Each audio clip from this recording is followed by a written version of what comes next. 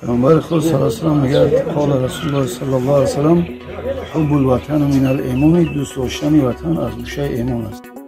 مرز بومی وطن مقصد محافظت کردن 70 سال عبادت در نامه اعمال مینوشته میشه. همه این تنظیم و امنیت و آرامی است که ما به حضور مقصد در بستر خواب میکنیم، هیچ یگون مانگی هست نیست. ما راضیم با دستگیری شما که مثال فرزند ما در همین جامعه، در همین سرزمین برای آسودگی و آرامی جامعه خدمت به خدمت علم سفر شد.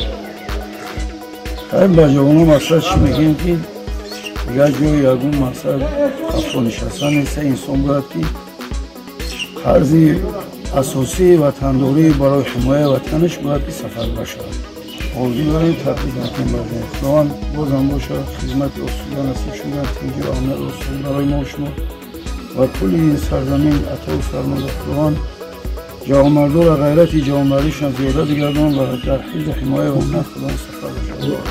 خدمت مادر وطن شرف است. نفسر به من خدمت بکنید. شهر و دیگر جوانان دعوت میکنند که هر یک جوانمرد باید خدمت کنند.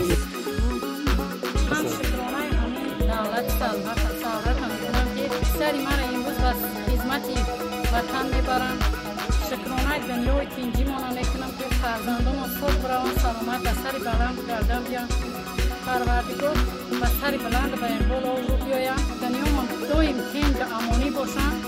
پروردگار صبح میروان سلامت بیایم. شکرانه دولت دیگر من شکرانه جناب والیمان میکنم که همه که مقصد دستگیری میکنه همه مداران ما را فرزندان ما را صبح بروان سلامت بیایم.